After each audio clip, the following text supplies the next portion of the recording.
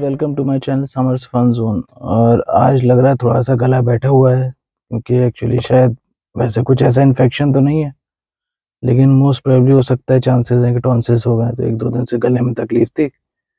तो वैसे तो मतलब मैं एंटीबायोटिक ले रहा हूँ, लेकिन उसके बावजूद जो है आज मतलब तकलीफ तो नहीं है, लेकिन हाँ मुझे लग रहा है थोड़ा सा कुछ आवाज़ में कुछ फ़र्क है।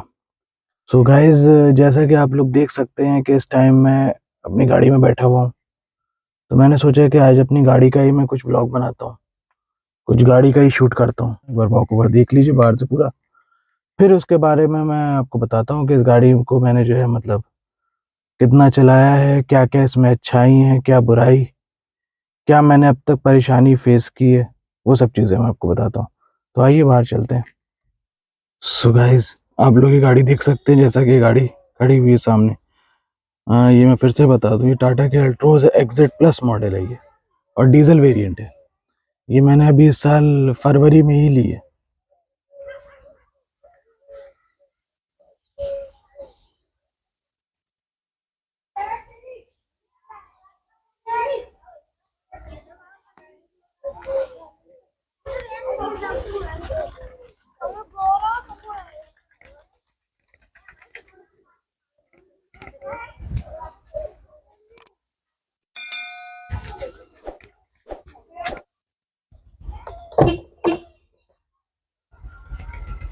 ये गाइस इसकी डिक्की है, ये गाइस इसका इंजन है। इस टाइम ये बहुत गंदी हो रही है, बाहर से फिर भी थोड़ा बहुत साफ करवा दिया था। सो ये इसका इंजन है, आप लोग देख सकते हैं।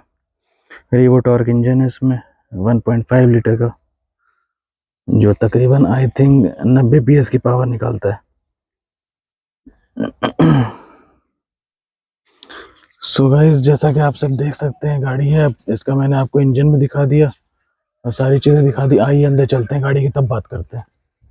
सो गाइस, ये हम लोग गाड़ी के अंदर आ गए।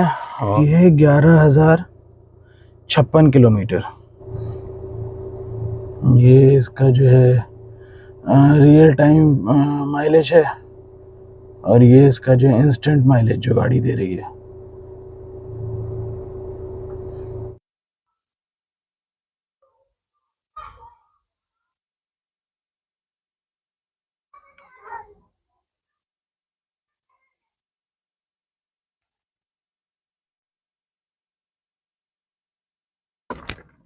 गाड़ी में जल्दी धुलवाता नहीं, गाड़ी में जो है बहुत जल्दी नजरें लगती, मुझे ऐसा मानना है। तो मैं ज़्यादा गाड़ी को साफ सुथरा इन सब चीज़ों में फोकस नहीं देता हूँ। और इस गाड़ी में डुअल मोड है, एक सिटी मोड है आपका, और एक इको मोड है। तो इको मोड में जब हम चलाएंगे तो थोड़ा सा ये रहता है, शायद एवरेज वगैरह थोड़ा सा इम्प्रूव हो जाता है, लेकिन पिकअप बहुत डाउन हो जाता है।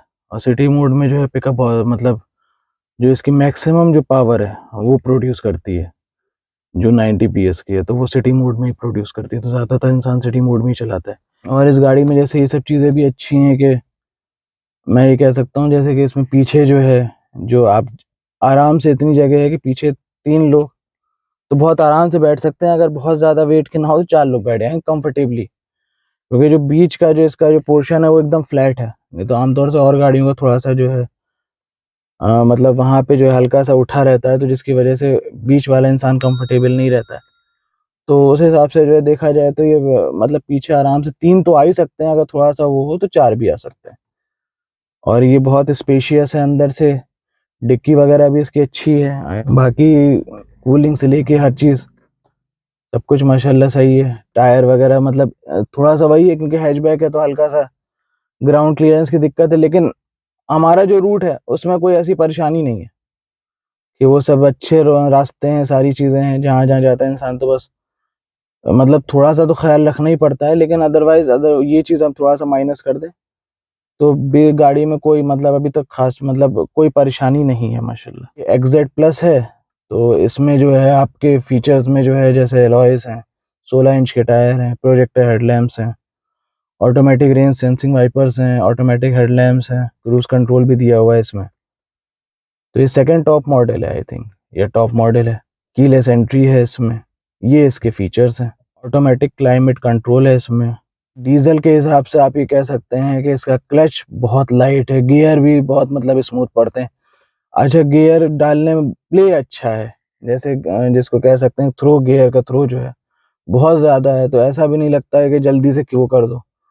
तो गियर भी इंसान बहुत आराम से डाला है। क्लच भी इसका, क्योंकि डीजल गाड़ी है तो उस हिसाब से क्लच देखा जाए तो इसका पेट्रोल के मुकाबले में ही बिल्कुल एकदम लाइट क्लच है, तो कोई चलाने में बहुत ज़्यादा तकलीफ भी नहीं होती कि अगर आप इसको लॉन्ग ड्राइव करें या कभी ट्रैफिक वगैरह हम कंटिन्यू क्लच दबाए रहे, तो ऐसा नहीं है कि कोई मतलब पैरों में तकलीफ या कुछ ऐसी हो। तो मतलब ये चीज़ इसकी अच्छी है।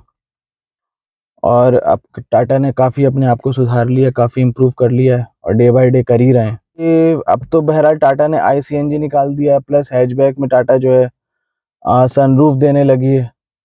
और जो पहली इंडिया की कार है जो हैचबैक में सनरूफ मतलब जिसमें आने लगा है, तो ये भी टाटा ने अपने आप को काफ़ी इम्प्रोवाइज़ किया है। और प्लस CNG मॉडल मतलब जो उन्होंने लॉन्च किया था उसमें एक उनके जो बहुत बड़ा उन्होंने वो दिमाग चलाया था कि वो जो है सिलेंडर के साथ साथ उन्होंने पूरी डिक्की भी दी है।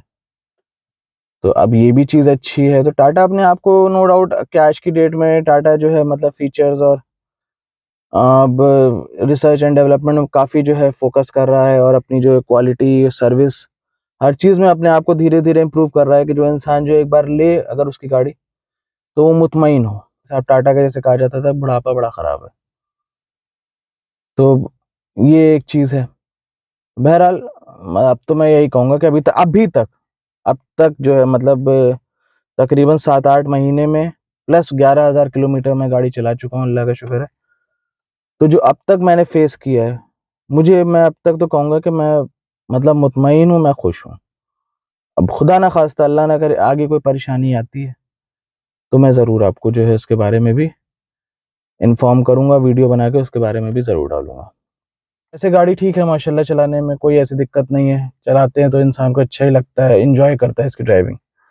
लेकिन इसमें एक परेशानी जो मैं फेस करता हूँ, और शायद वो आई थिंक आजकल हर गाड़ी में जो BS6 न के साथ जो गाड़ी आ रही है, यानी BS6 वाली जो मॉडल है, वो हर गाड़ी के साथ ही शायद ये परेशानी है कि इसकी जो DPF लाइट, जो फिल्टर की लाइट जो होती है, जो BS6 फिल्टर जो भी इन्होंने टेक्नोलॉजी के हिसाब से जो भी लगाया था, तो वो मतलब बहुत जल्दी वो लाइट आ जाती है। अब जब वो लाइट आती है तो उसके साथ जो है आपकी जो है सर्विस लाइट भी आ जाएगी, और फिर जो है कुछ टाइम में चेक इंजन लाइट भी आने लगती है। तो जब पहली बार आया था वो आई थी मेरे ख्याल से शायद 5-5.5 हज़ार किलोमीटर पे चली होगी तब गाड़ी, तो मतलब पहली बार जब लाइट आई थी तब तो मैं बहुत डर गया था कि एकदम से इतनी सारी लाइटें आ गई गाड़ी में। खैरियत तो अभी 5 ही हज़ार चली थी। तो फिर मैं एजेंसी लेके गया, तो एजेंसी में मैंने फिर जब दिखाया तो उन लोगों ने यही कहा कि नहीं, ये वाली लाइट है, ये जब फिल्टर चोक हो जाता है तो उसके हिसाब से जो है जब फ़िल्टर चोक हो जाता है तो ये आपकी जो है ये लाइट आ जाएगी, फिर सर्विस लाइट आ जाएगी, और फिर चेक इंजन लाइट, मतलब तीनों जो है आपस में रिलेटेड मसला है। तो फिर उन्होंने कहा कि नहीं, ये कोई घबराने वाली बात नहीं है, तो इन फ्यूचर भी अगर कभी आपके गाड़ी में आती है तो आप चलाते रहिए, कोई ऐसा मसला नहीं है। और अगर हो तो टाइम होते ही बल्ला के दिखा दी, तो बेसिकली वही रहता है कि वो फ़िल्टर ही की लाइट होती है। लेकिन तब उन्होंने ये बताया था, मैंने कहा अच्छा ये तो 5,000 किलोमीटर चली है। मैंने उनसे पूछा कि 5-5.5 हज़ार किलोमीटर चली है तो अभी से कैसे? तो उन्होंने तब उस टाइम ये रीज़न दिया था कि अनलेस साहब गाड़ी जो है बहुत आपकी खड़ी रहती होगी, और ये हकीकत है उस टाइम थोड़ा-सा गाड़ी खड़ी ज़्यादा थी, और थोड़ा-सा बरसात-वरसात का टाइम था, तो उनका यही कहना था कि हो सकता है गाड़ी आपकी ज़्यादा खड़ी रह गई हो। तो फिर उसके बाद जो है मतलब इसलिए जो है वो फ़िल्टर चोक हो गया है, तो आप इसको रन मतलब एक रेगुलर बेसिस पे रन कराते रहा करिए।